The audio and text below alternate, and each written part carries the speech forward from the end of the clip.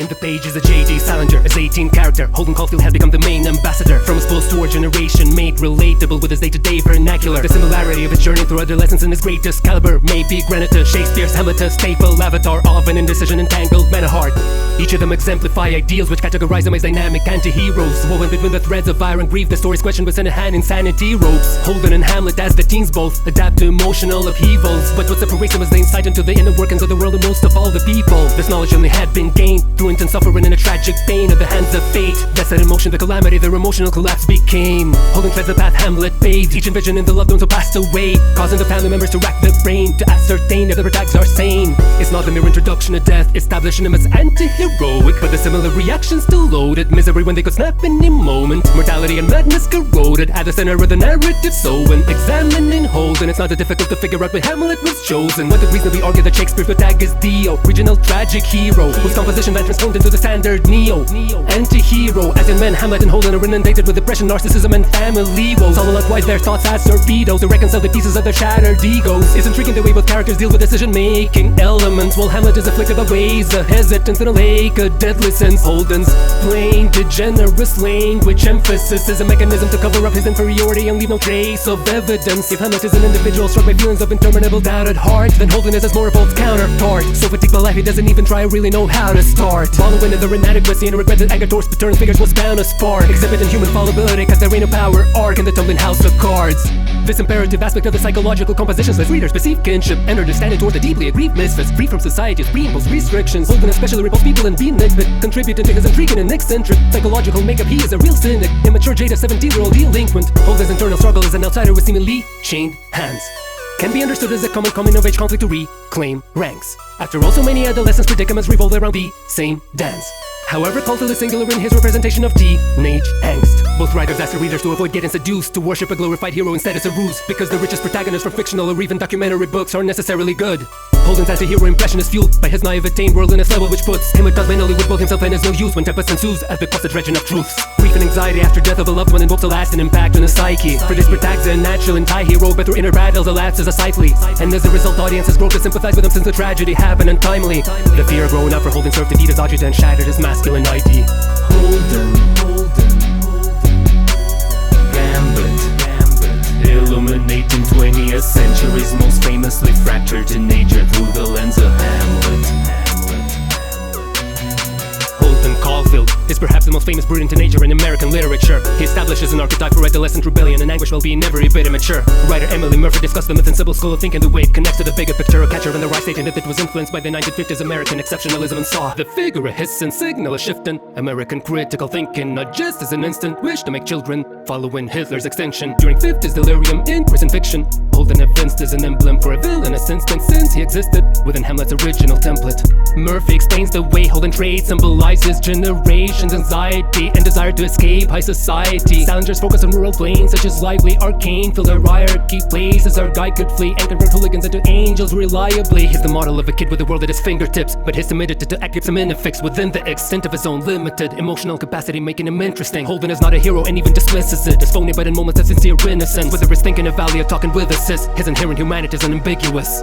The concept of the anti-hero seal manifested as a classic Greek ideal. The term was used in the 1700s and later proliferated in unique appeal, taking even keel, steering wheel. But what made the traditional hero real and reversing it as a false so we don't feel like the deficiency is gonna be concealed. Conventionally, the tragic hero suffers from a major flaw, which leads them to their demise as it was famously presented in Hamlet when that happened, with his hesitance to kill his uncle Claudius after his soul to conquer fear, come to grips with the reality and finalize their revenge on behalf of his dad's phantom. Hamlet's failure to comply with character traits depicted by the protagonist of a revenge tragedy ain't an implied little random Shakespeare's oversight, but a case of how his identity cannot be capably defined through average behavioral designs. No genre norms as a hero, he straddles the range between tight and tragic, basically providing a base for Holden's life. The multifaceted complexity of anti-heroes make them a lasting stable of fiction. A case could be made that had the age simply shifted focus towards the moral axis. They could be different as red hero like a classic savior of children, but juxtaposed with them anti-age. Its conviction won't commit to the traditional values of society, taking its mentioned more passive natured position.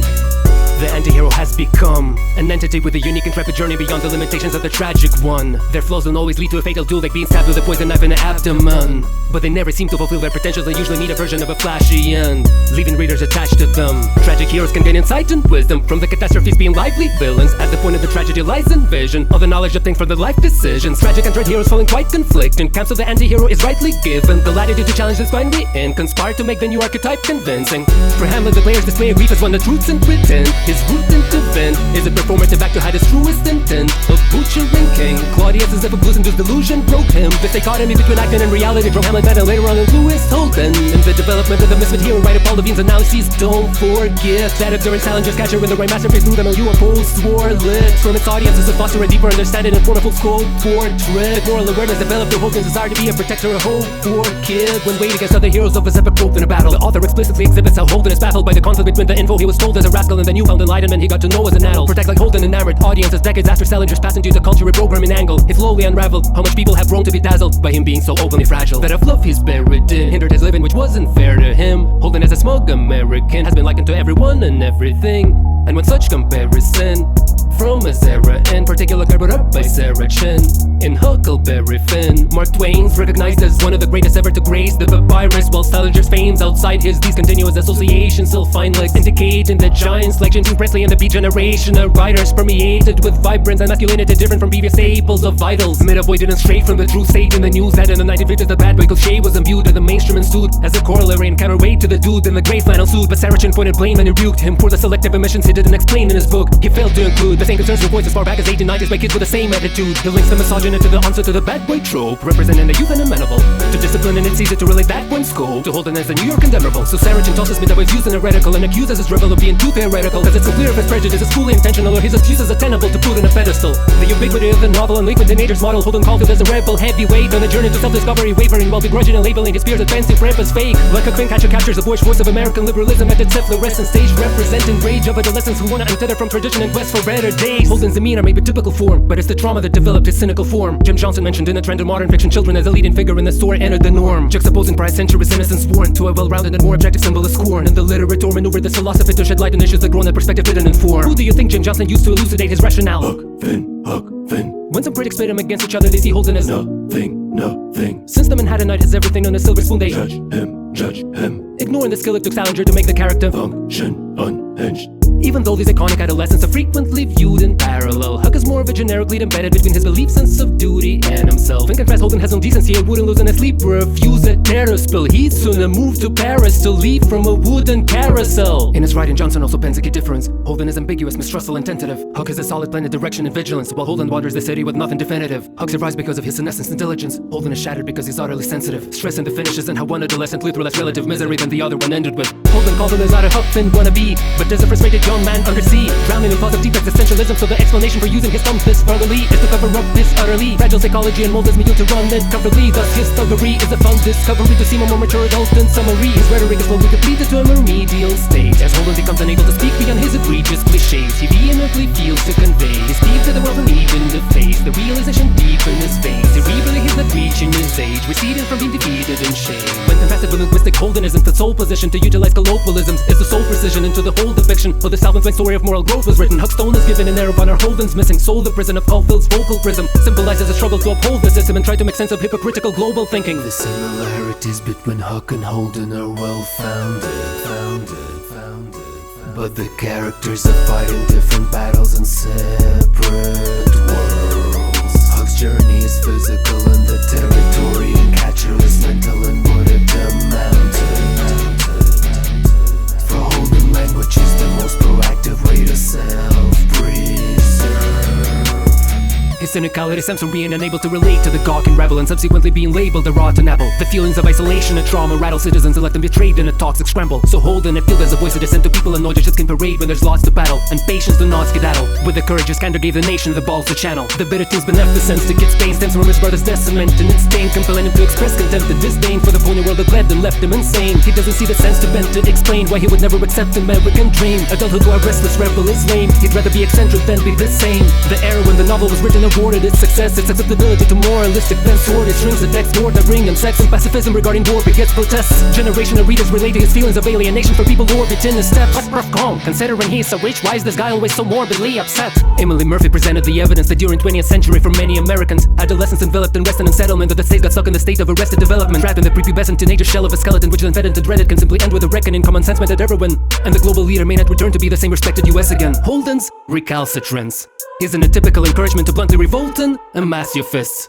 but he quietly defies expectations and opposes the practices imposed by society that pre-notion what life should be, especially for privileged individuals with so-called advantages. Both of the protagonists, Prince Hamlet and the runaway renegade, have been scrutinized for being born into the wealth that they never utilized and complaining about their devastatingly bourgeois lives. But are rich people exempt from feeling so blue inside, regarding beloved ones left to the point of suicide? Jealousy and envy render the kids dehumanized, that you don't mind the mental growth getting neutralized. The concept of a teenager did not exist in the nature of modern day definition as sweeping it down. You thought your terminology was coined by adults to psychoanalyze the conduct that children perceived as unsound, or expressing their identities to belong and subsequently get upset when their unfamiliar leanings are found. That's why so many critics are threatened by youth culture and want to bury their proclivities deep in the ground before Got Your Head gotten too big and locked in to be a popular hit. Critics gave paperback novels the lip and ranked inferior to canonical lit. They thought him a spit and its audience wit, but if the teen's book methodology pigs can possibly flip the author's market a bit, you've gotta admit the strong authority grip. A rebellious spirit usurped in central literary work, embodying to nature as an identity, and could be placed in conversation with other entities of youth culture trying to separate from their parents' legacy. The societal and behavioral change US has seen after World War II can explain as a fake ascendancy, and while multitudes of waver displaced and men agree with the isolated youngsters raging frustrate the elderly, hey, you may remember he waits for the aid and never reaps. So how does him having wealthy parents benefit him? Care to help comprehend why they left him and never sent him to therapy when he despaired? Defense say again, that's exactly what made him dare rebel against them and impaired his decadent cerebellum's depend. His folks error stem from the inherent death of the kin and probably holding severe neglect to begin. The bad boy epithet connected with Phoebus' siblings' frenetic defiance was supposed to reconfigure the Oedipal crisis in the suburban regions filled with American white kids, so that rather than brave his controlling mom and destroy submissive father who he considers pathetic and spineless, the rebel refuses to become him, not to be possessed by the mother's clever schemes and live as to yes men disciples. The goal of the archetype was to pursue egalitarian heterosexual relationships, to contrast and balance his mom and dad a Meriden, and to convey the misfits' behavioral tics. Metaboy likens this to the quest of the United States during Cold War to rise up as favorites, represent the recent emancipatory character in relation to the Soviets' dated grifts. For many critics, this was an uncharted and unexposed wealth of knowledge, which deserved to be understood as more than a geographical phenomenon glanced over in college. It should be known as a straw which forced Americans to build a moat and a drawbridge between them and the remedial waste of human oxygen spewing communist and socialist garbage. According to Mid-the-Void, the novelist to be read as representative of national identity is shocking. How much commercial success advocating so passionately against the popular culture has brought in.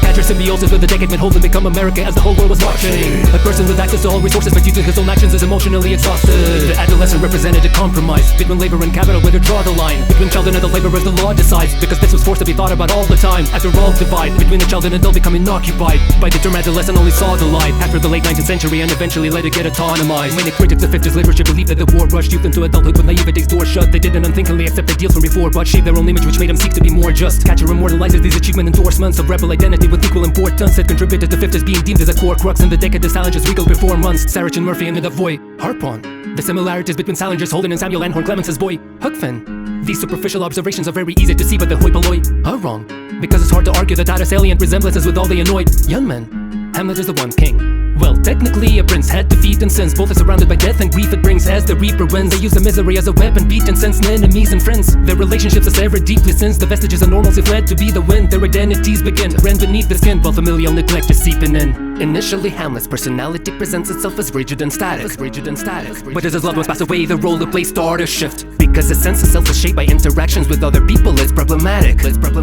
When death dissolves these relationships and pain sparks a rift. A similar path is carved for Holden after watching Allie's body fit in a casket.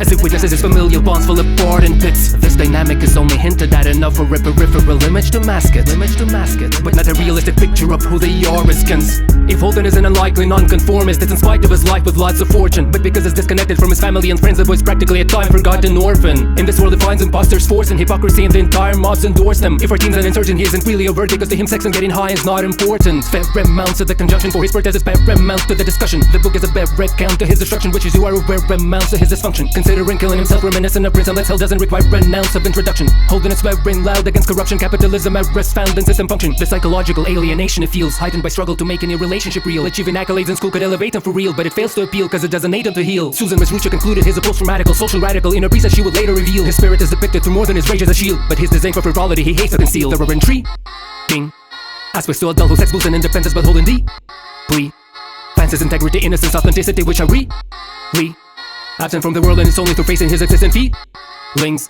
That misingenuousness can be found on a planet he condemned as farcical. His despondency continues to feed his ever-increasing existential conflict and its arsenal. Ms. Rucci defends the protagonist as a purist and takes in a desire when she penned this article. It's through his own writing that he's able to contend with the suffering which constantly gets his carpet pulled, as is looking for a sense of purpose in this endless carnival. It's significant that a hooligan at the start of the book has been expelled from the school again and must return to the city in his will in a fool to confront his parents' fury with them livid yelling in unison, but not before visiting Mrs. Spencer at 2 p.m. letting the teach impart his wisdom, telling the rules to him, but Holden considers their existence petulant bullying. Sooner than heed him, he sent himself to the loony bin.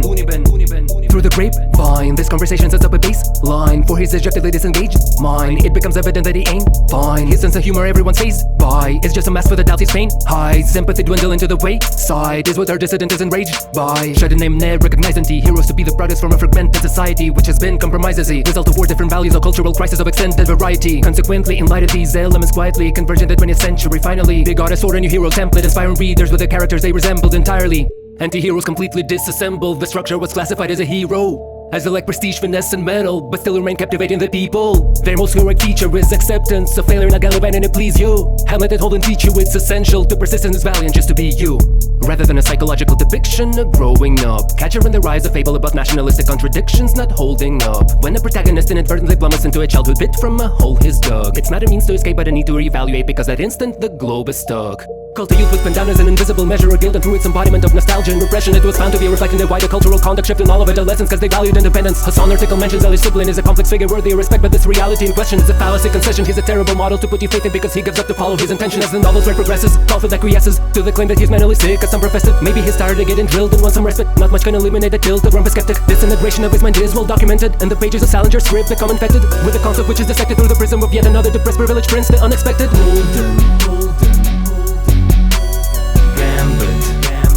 Illuminating 20th century's most famously fractured teenager through the lens of Hamlet.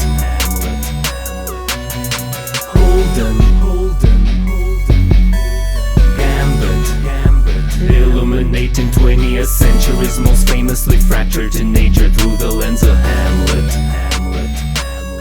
Readers meet Holden after he's already got out of his high horse and reached his current destination at a psych ward, detailing in a flashback his high score of school expulsions and speech for election eyesore. He defines himself a major unreliable narrator, greatest liar, instigator in a fine form. Distance behind forced line borders and distance he finds source in his desire for. Salinger's writing illuminates an anti-hero arc similarly to Shakespeare's tragedy. Instead, the novel's endings revealed at the start, highlighting Holden's unresolved encyclical tale of agony. Catcher's batches of interpretations craftily appear like movies since Holden plays erratically as both the narrator and the main protagonist. Directs the plot via his self-shaped reality. Hamlet hallucinates a deceased as ghost. He eats that throat. Revenge when thou shalt hear Claudius lay him to seize that throne. He needs to pay with his kneecaps toast. In contrast for Holden, Allie's ingrained for the recaps hope and to remain in his dreams at most. And he's elated to be that close. Allie doesn't speak to him or has him chasing to see shadows. From most of his grind, Holden's confined, frozen in time. Remaining the age he began his road, and it's like focus as time rolls back in line. When the novel is read and his wish to know what's inside oceans that hide a hole at the side. A time but his hesitance drowns him in the throes of his pride, stoked to ignite old flames and vibe. Because Catcher's recounted as one long memory in chronological order with anecdotal tangents. The maniacal teenager can only be a reliable narrator in his own semantics. Holden's antics are not just his clever attempts to control the canvas, but his scope and shambles, the inability to get his emotions handled. The novel paints a portrait of youthful alienation overflowing with self-hatred the size of encyclopedia. He projects onto others due to survivor's guilt, which is exacerbated by Allie's death from leukemia. As a decent storyteller, he vents desire in the carefully shaped image he presents to the media, and it's a choice as a reader to consider how truthful all these tales of his own adventures might be to ya. What's making him anti-heroic is his mental decay. That romantic misfit is able to represent the detail of the human condition which wasn't added to America's scale. Holden decadence may appear reminiscent of Hamlet's demented crusade, with a sad we can extrapolate that the reasons for their descents deviate. Hamlet's devastated by his father's murder, same as Holden with his brother's death. The familial roles collapse, so his position as an heir to the throne is becoming tough to get. The display of melancholy blurs the lines which are used to distinguish between Hamlet's public self and the private version as the son of his father, and this external grief is making him seem nuts as hell. Both characters rejected the creed, the family and society expect him to heed. The Caulfield residents abstain from mentioning grief or dwelling too deeply on Allie's perpetual sleep. Holden idealizes him as intelligent, sweet, pleasant, unique, and an endearing friend to the weak. This pretending technique vexes him and severs the bleak connection with his blood, cause he still hasn't ended to weep. Unlike teenage Hamlet, the wayward Manhattanite dredge strats to escape hurt, and in a way enchant to the same world with other revenge tragedy framework. His head clashes the age curse. Growing up he felt trapped like a caged bird when the innocence mantle became dirt. Caulfield Twins' hands were endangered. A deceased family member is revered, and day 5 they wanna remember, see or hear him. Day 9 Hamlet's definitive for his admirers. If you like image of Valley as a reappearing real light. Holden's love for him is clearly painted by inherent weight. Pride seen on his baseball glove and gets irritated by straddle later not seen why it's more special that it would appear to naked eye. The lid is covered in poems all over it. The younger brother wrote you in his breaking wave had before. The read when nobody's up at bat so that he could remain had before. When the game's back at war, reminded him of his personality and intelligence, which is subtle for a scattered brain damager. Which is why the main character didn't trust a late straddler but Jane Gallagher. Holden's fascination with her is her good-naturedness in resemblance to Ally and Phoebe, counterbalancing DB by showing the mid here reveals his compassion in 3D, similar to Prince Hamlet. The dreamy adolescent is trapped in between key limits of his own nostalgia and sneaky possibilities to wax an MVP. Early in the novel, the teen expressed regret. He reminisces about leaving pensive prep, explicating how he tries to feel a sense of left. Farewell, the troubled boy hasn't seemed to yet accept a hefty declaration which really helps erect one of his largest struggles, conceals its stress and dread, to determine whether he needs to genuflect to the distant memories or redirect ahead. A bit of a haze, the kid is living his days within this liminal space, and while he may be transitory in physical ways, his inner psyche is rooted within this limited space. This is the same for Hamlet, he's specific to plagues, and for the entirety of William's fictional play, his inability to take in revenge administers rage, which incubates the prince's malaise to begin his own praise. Because Holden prematurely lost Ally during his innocent childhood and was forced to grow up in this mishegoss rashly. Facing cold realities of life and death, he openly wishes to guard badly his younger sister from following his path, and know for certain Phoebe's heart's happy. The dynamic between the two siblings is reminiscent of the relationship between Hamlet and Horatio, as the latter demonstrates his loyalty when Princess Madness starts to take its toll. In an equivalent role, Phoebe is the one possessing the protagonist's faith and hope. When Hamlet and Holden begin to spiral, it's their companions that made him whole. Shakespeare overlaps Santa and tragic hero traits on Hamlet's death in the final chapter is unsurprising to audiences. Devising an oddly intense duel against Laertes was quite a fit into Device for his gaudy entrance. He demands Horatio remain alive so that he can retell the story from the dialogue of the prince. Like Phoebe reprises Holden's legacy with loftier highs at the dropout suspense. Susan K. Mitchell spot on, catcher's opinions are split and long gone. For example, certain critics respond, it's a run-of-the-mill Milton's Ramon. Several pundits think this is wrong, and it's simply Holden getting withdrawn. Others view it as a criticism of the academic system it spawned. The question is if Salinger can maybe rectify these claims. Some suggest this is Western culture, only to ignite the flames. Even though he's specific, Holden still fights in pain, looking to incite a mania campaign and find a nameless guy to blame. Controversy is quite the game. The cynic doesn't concern himself with personal growth, just preserving childhood in an endless loop. His desire to catch children deterred from the road is palpable yet subdued. It's clear his dilemma is the pretense and adult, compensating for broken wings. He wants to save himself and others as a result of this ubiquitous phoniness.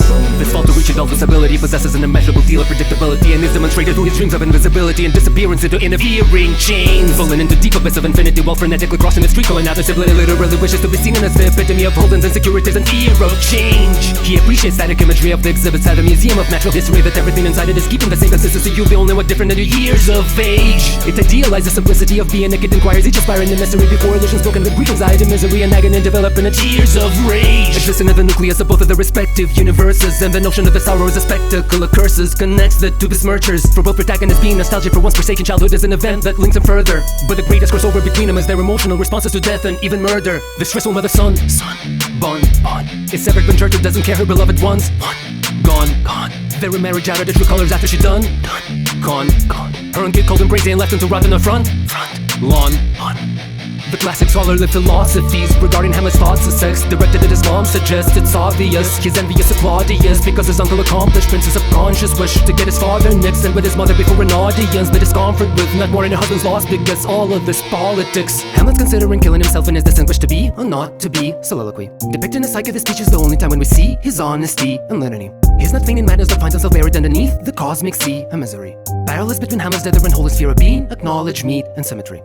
The Danish prince is revising the possible implications of living and dying, and in turn by comparing death to slipped signals that might envelop a literal means to an end, as is describing. For characters suffering through depression and cycles, death is a lens under their connections in life, thus the separate ideas, as the patchwork built allow for better insight into their identity crisis. 18th century theorists would have considered Hamlet as ever inch prince a tragic character caught in a web of circumstance amidst this havoc, the craziness they didn't brand it.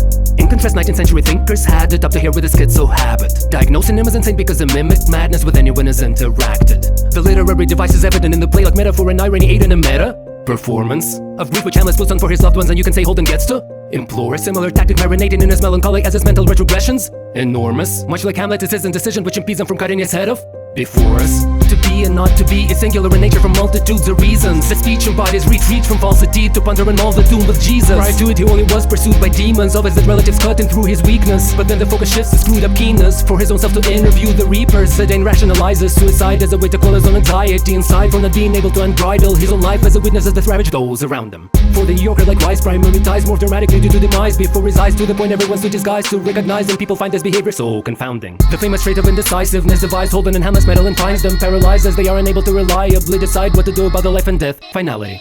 Interested in neither of them dies directly from self-injury via suicide because they cannot make up their minds to do it right. They question, they chew on to accept reality. The sadness that Hamlet jumped into a featly is brave. This extremely inane, creepy display of bereavement made. Jordan and Claudius declared that he never insane, so his death was a neat dead charade to reiterate the idea that when ski figures plague in his life were deceased, the Dane was an even the same person he was preceding the plague. Jim's castle jump from the window affected him more than Caulfield imagined, raising his fascination with falling and catching. He thinks his teacher was brave for calling it action and handling his death with a lot of compassion. Mr. Antolini watched his reaction and convinced Holden that Jim is ominous passing wasn't worth it, and if you were to plot reenactment, the English teacher wanted to stop it from happening. Akin to the wretched prince, the recluse subsists in the peripheral precipice of the truth, and while this wisdom can give him perspective on any views, it makes the deceptive stripling perpetually aloof. Holden's criticisms intended for elder groups, and it might have been resistant to entrance into their shoes, but his genuine wish to protect his innocent youth and not be seen as a kid or contending in fear to lose. Even though a rebellious boy participates in grown-up endeavors, booking by hotels in Rome and his trenches, ordering them session sodas like 10 drinks, he just mirrors Athonius, his censures every step between the loathsome pretenses of full adult, full and whole adolescence, uncertain which role is his preference, despite the fact that many readers do not trifle to view their idol as suicidal. He reflects on mortality in his language, casualness hinted an inkling towards possible self-harm. After breaking Phoebe's record, he enters a brooding cycle and truly spirals, but did it be reductive to conclude this accidental damage would cause him to be chopping off his arm. This moment adds symbolism to the hero's own collapse, envisioning the doom with pneumonia caps and her home mishaps with reloaded gas, but he knows the facts. Phoebe's woes would last an eternity, which brings his focus back. Notice that's how Holden has become the person Phoebe is supposed to catch. His psychological profiles never cause to apotheosize Caulfield, but rather to credit his anti-hero portrayal as smartly defined model. Many link Salinger's mental state to the lead to trauma he washed with a wine bottle. However, a line should be drawn between the author and the plot of this fine novel. Critics have been captivated by Salinger's depiction of social and internal conflicts. While these views are validated, it's not just Alex passing the goal, this controversial conduct. The jam has the lad located between a place he can't return to and one he defers to conquer, which may have birthed the monster, resenting the adult world as it's breaking its word of honor. The segment with the carousel innately lays the law, as catches celebrated denouement, a picture-perfect imaging of flaw. The adolescent can only gaze in awe. It helps release the burden, tame the raw pain and draw strength to whether the phony displays a saw, symbolizing the Renaissance Caulfield found a way to claw. Holden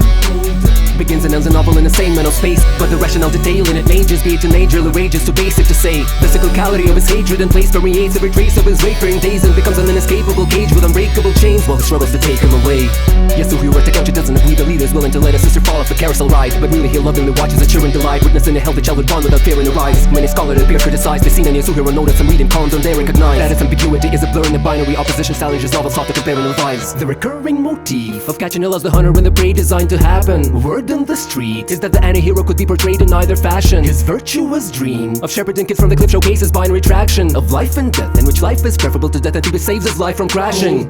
Holden ends the novel range from the rain, but at least he's content to proclaim, while that piece of wisdom left to explain. Listen, do not ever tell anything to anybody or else you'll feel pain. The more seemingly close friendships you gain, to get empathy the less they remain. By telling the readers about how he ended up in the ward, he's engaging in a self-reflective struggle to sort out his head and drum up support. But because the novel is cyclical, the audiences are left to wonder how warped and how quickly his mental judgment is dwarfed if his present unfestered cuts he ignored. How much of the book the lad truly had piggyback to moody mass humans cast through his last therapeutic act of telling the truth. The angsty enthusiast soon regrets controlling his view and facts to his hands. His acute reactions influence fans to his stance of honesty in spite of unreliability in his pellucid rants. Holding special reverence for the past distinctly elude. His impossible desire for the world to stay the same will be his doom. Holden, like Hamlet, must learn a lesson and look like a silly buffoon.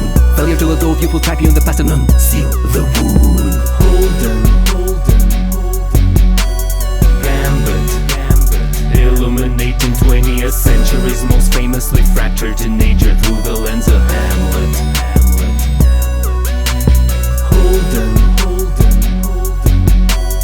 Gambit, illuminating 20th century's most famously fractured teenager through the lens of Hamlet.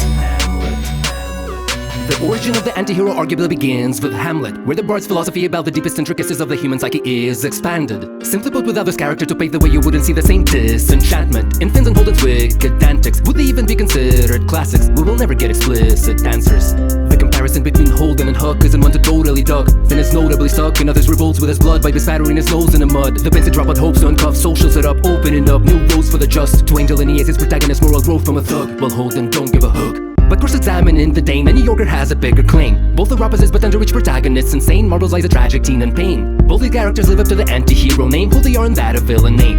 The prince's trajectory towards madness self-explained, Holden's trodden path JD would paint. Reducing the 20th century's most famously fractured teenager to an annoying adolescent is evil. It's avoiding the quintessence to behold that the boy is a repressed anti-hero. Both of the characters know that innocence is fleeting and youth can be poisoned with a hesitancy. So Hamlet's choices are resembling ego, to a point in the dissection is legal. Like his unprecedented counterpart, Holden's anxiety and complicated feelings and broken morality are enrobed with a tragedy, melancholy, smoldering agony, fleeting moments of sanity, and existential questions about what it means to love and lose folks in the family close to you as can be, both of them passively navigating the emotional atrophy of hopeless reality.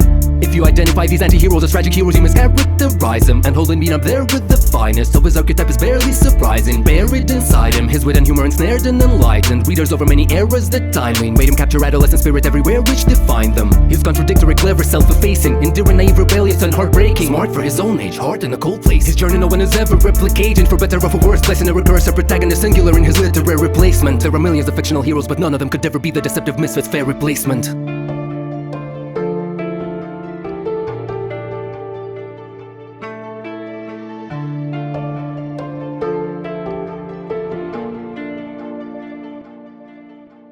Holden, Gambit, illuminating 20th century's most famously fractured teenager through the lens of Hamlet. Holden, Gambit, illuminating 20th century's most famously fractured teenager through the lens of Hamlet. Any questions?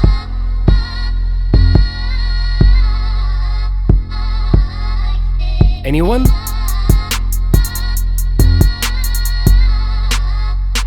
Yes, Go ahead. your thesis was way dope, you KO'd whatever your brain wrote. Self-made dossier goat, you in ape mode, and the intricate details showed. You had lines, I couldn't believe the way they flowed. I had to take notes, you dropped mad rhymes, but also drop your MLA quotes, LMAO. Did you know under attract attention? Do you really wanna have to listen to another half hour of this rap magician's apparition? Did you need to respond to your antagonism?